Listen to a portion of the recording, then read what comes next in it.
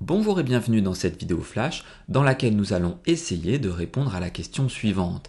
Est-ce de la vapeur d'eau que l'on voit au-dessus d'une casserole d'eau que l'on chauffe? Rappelons-nous dans un premier temps que la vapeur d'eau est invisible à l'œil nu. Lorsque je dis ça, de nombreux élèves me font la remarque suivante. Mais monsieur, j'ai déjà vu de la vapeur d'eau lorsque je fais chauffer l'eau de mes pâtes. Je leur réponds alors qu'il ne s'agit pas de vapeur d'eau. Mais alors, que voit-on au-dessus d'une casserole d'eau que l'on fait chauffer? Pour répondre à cette question, réalisons l'expérience simple suivante. On place sur une plaque chauffante un bécher contenant de l'eau liquide. Après quelques minutes de chauffage, on se rend compte qu'effectivement quelque chose se dégage du bécher sans savoir exactement pour le moment de quoi il s'agit.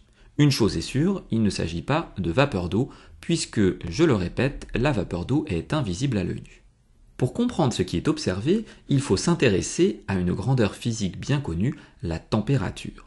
Considérons d'abord la température de l'eau liquide.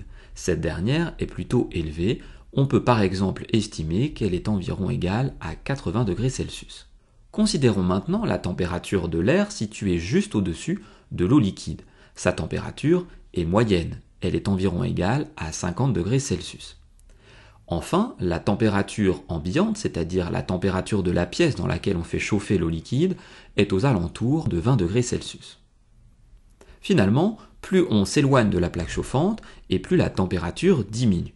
Intéressons-nous à l'eau dans l'étape numéro 1, là où la température est la plus élevée.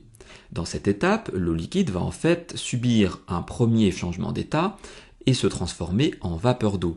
Il s'agit d'une vaporisation, plus précisément d'une évaporation, et ce changement d'état a lieu sous l'effet d'une augmentation de la température. Dans l'étape numéro 2, on retrouve donc la vapeur d'eau initialement formée, et cette vapeur d'eau va s'élever dans l'air ambiant et commencer tout doucement à se refroidir.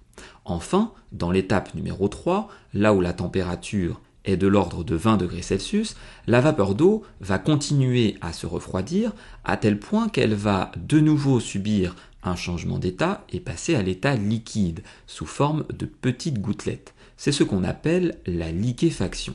Finalement, ce changement d'état est inverse de celui subi par l'eau dans l'étape numéro 1.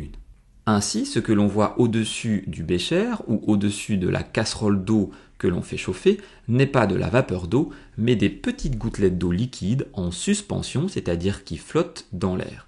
Il s'agit en fait d'un petit brouillard. Cette vidéo flash est maintenant terminée, j'espère qu'elle a été claire. N'hésitez pas à vous abonner à ma chaîne YouTube et je vous dis à très bientôt pour de nouvelles vidéos.